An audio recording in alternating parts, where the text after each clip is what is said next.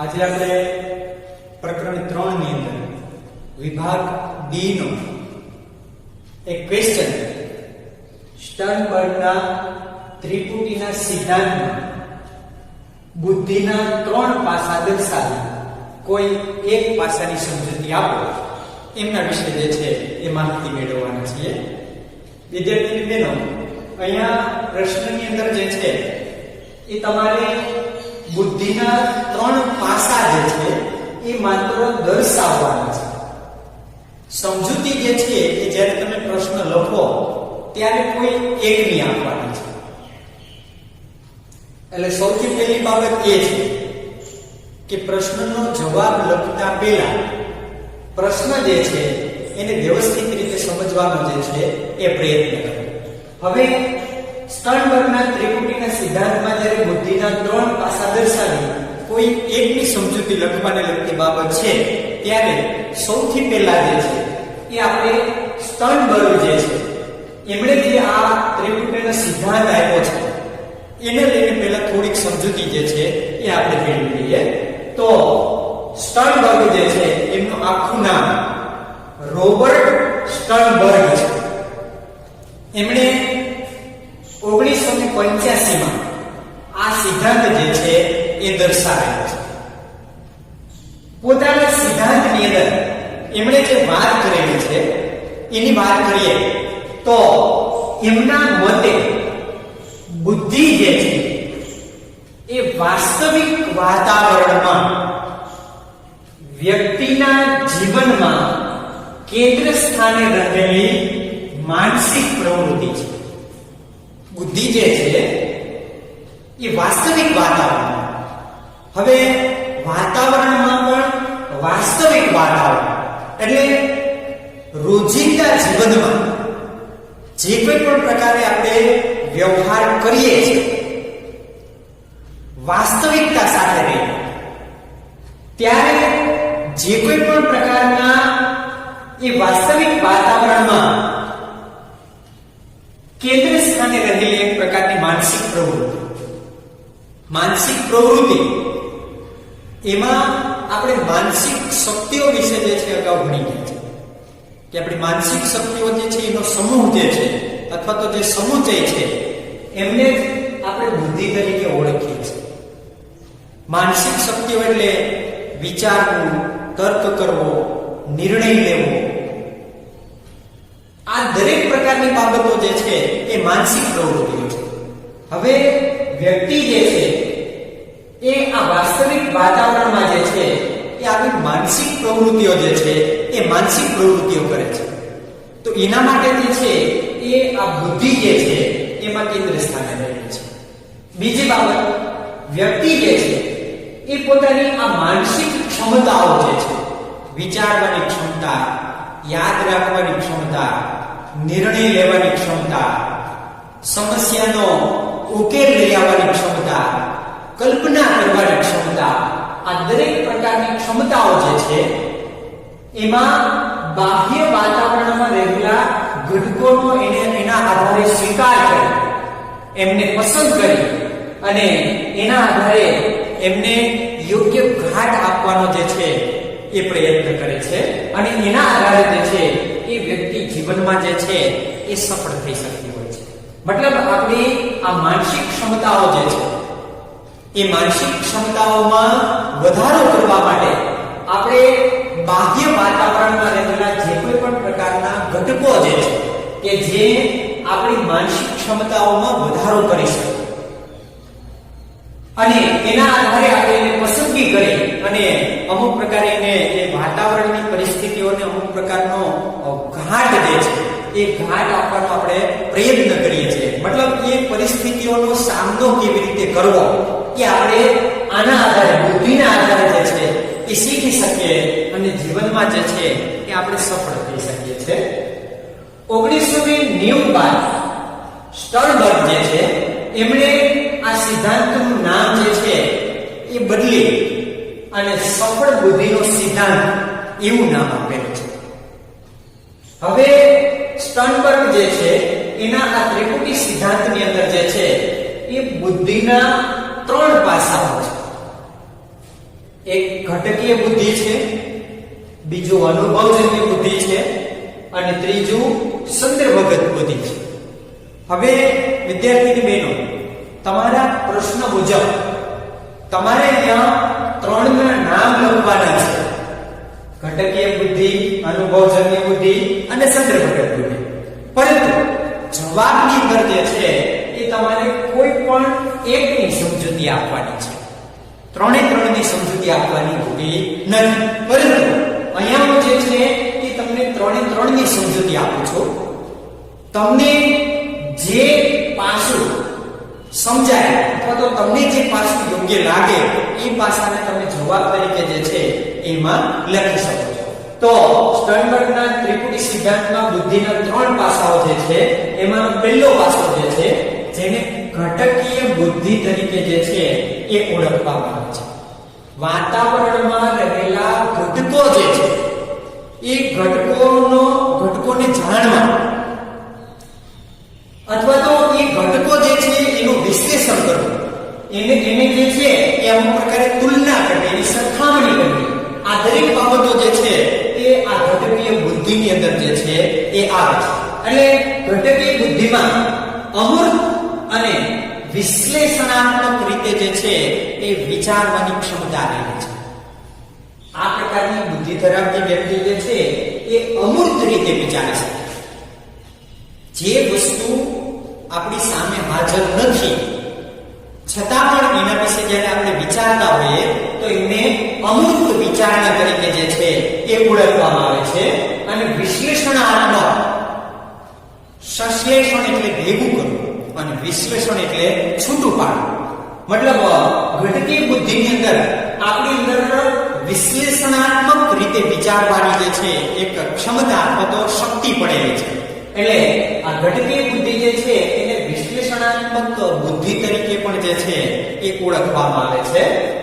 ખાસ કરીને આની અંદર જે છે એ વિશ્લેષણ એટલે છૂટું પાડવું, કોઈ પણ બાબતને સમજતા પહેલા એમને છૂટું પાડવું એવી શક્તિ છે, એવી બુદ્ધિ જે છે એ આપણી અંદર રહેલી છે. આલોચના કરવી એટલે કે નિંદા, એ કોઈ વ્યક્તિ હોય, વસ્તુ હોય, પરિસ્થિતિ હોય, દરેક બાબતને લઈને જ્યારે આપણે નિંદા કરતા હોય એ પ્રકારની બાબત છે. સરખામણી કે તુલના કરવી, અહીંયા પણ આ ઘટકીય બુદ્ધિને આધારે જે છે એ આપણે કોઈ બે વસ્તુ છે, વ્યક્તિ છે, પરિસ્થિતિ છે, કોઈ બે દેશ છે, આ દરેક બાબતોની જે છે એમની સરખામણી અથવા તો તુલના જે છે આપણે કરી શકીએ છીએ. એનું અમુક પ્રકારે મૂલ્યાંકન કરવું, માપન કરવું, તાર્કિક રીતે વિચાર. તત્વજ્ઞાનની અંદર જે છે એ તમે ભણી ગયા છો અને રીઝનિંગ તરીકે ઓળખવામાં આવે છે. કે ભાઈ અમુક પ્રકારે જે છે એ કોઈ પણ માણસ અમર નથી એવું જ્યારે ફલિત વિધાન આપણે તારવીએ છીએ. સર્વ માણસો મરણશીલ છે. તો આમની પહેલા જે છે કેટલાક પ્રકારના આધાર વિધાનો જે છે એ આધાર વિધાનો વચ્ચે રહેલી તાર્કિકતા જે છે એમના આધારે જે છે એ અમુક પ્રકારે આવા સર્વદેશી વિધાનો અથવા તો ફલિત વિધાનો જે આપણે તારવીએ છીએ એના માટે જે છે એ આ તાર્કિકતા જે છે એ સૌથી અગત્યની બાબત રહેલી છે. તો આ દરેક પ્રકારની ક્ષમતાઓ જે છે એ આ ઘટકીય બુદ્ધિ ધરાવનાર વ્યક્તિ જે છે એ એમની અંદર જે છે તમને જોવા મળશે. બીજા નંબર ઉપર બુદ્ધિના ત્રણ પાસાઓમાં બીજું પાસું જે છે એ અનુભવજન્ય બુદ્ધિના પાસા તરીકે ઓળખાય છે. આને જોડતાની સાથે જ આપણને ખ્યાલ આવે છે કે ખાસ કરીને અમુક પ્રકારે અનુભવને આધારે જે છે એ અમુક પ્રકારે આપણી બુદ્ધિ જે છે એ બુદ્ધિનો ઉપયોગ કરી અને કેટલાક પ્રકારના પ્રોબ્લેમ જે છે એ પ્રોબ્લેમને આપણે જે છે એ સોલ્વ કરતા હશે એને લગતી બાબત છે. તો અહીંયા જે છે એ નવીન વિચાર, સર્જન કે આંતરસૂઝ તથ્યો વગેરેનો ઉકેલ મેળવવા માટે જે છે એ આ અનુભવજન્ય બુદ્ધિ જે છે એ આપણને કામે લાગે છે અથવા તો એનો જે છે એ આપણે ઉપયોગ કરીએ છીએ. અનુભવજન્ય બુદ્ધિની અંદર જે છે એ ખાસ કરીને કલ્પના. અહીંયા જે છે એ વ્યક્તિ જે વસ્તુ પોતાની સામે હાજર નથી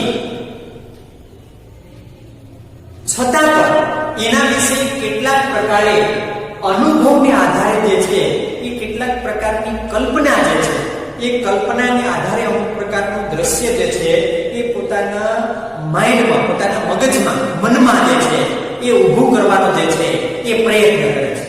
ઉદાહરણ સ્વરૂપે જોઈએ કલ્પનાના, તો તમે ઘણી બધી જગ્યાએ એવું જોયું હશે અથવા તો એવું સાંભળ્યું પણ હશે કે કોઈ એક પાત્ર એવું છે અથવા તો કોઈ એક જીવ એવો છે કે જે ઉપરથી જે છે એ આપણને ઘોડા સ્વરૂપે લાગે છે અને નીચેનો ભાગ જે છે એ માણસ જેવો હોય છે.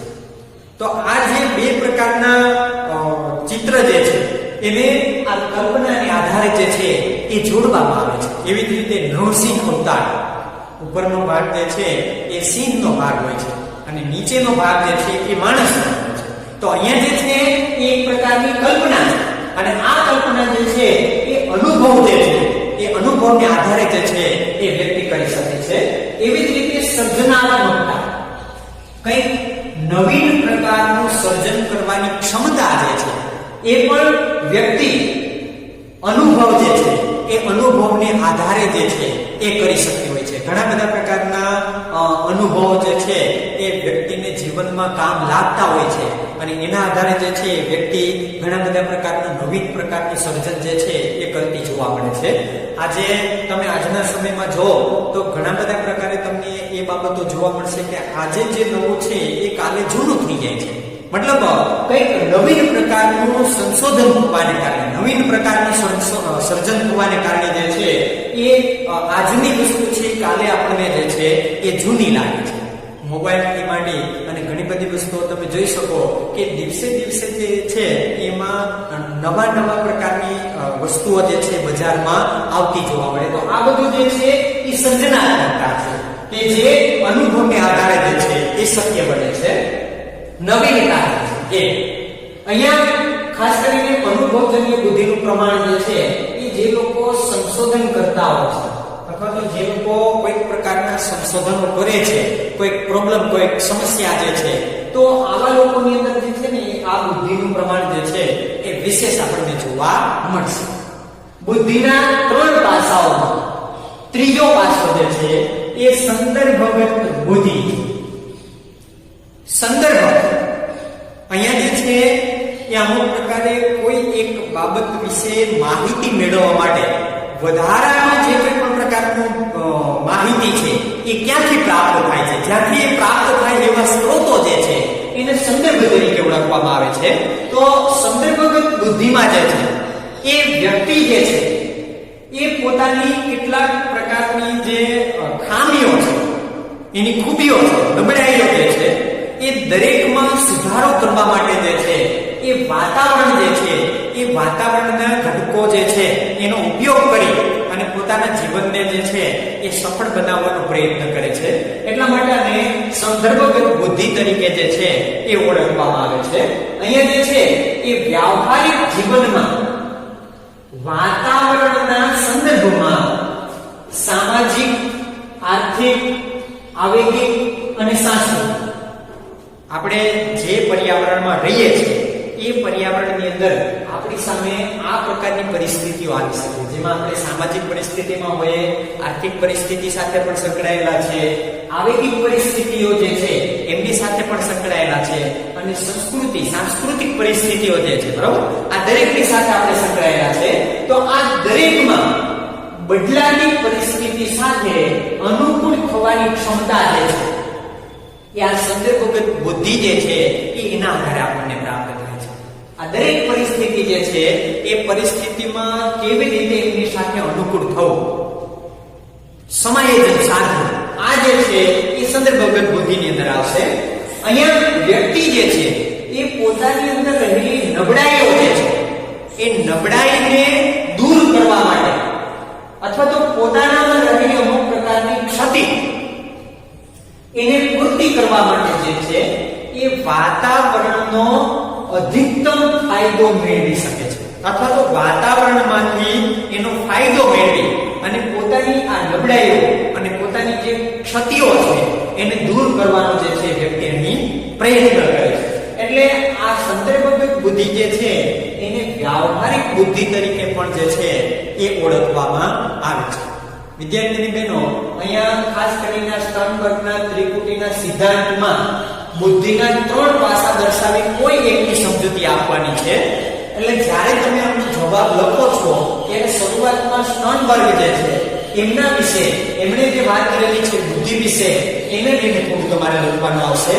આ 3 ઘટકોના નામ લખવાના છે. આમાંથી કોઈ એક ઘટક જે છે એની માત્ર તમારે સમજૂતી જે છે એ આ પ્રશ્નની અંદર આપવાની રહેશે.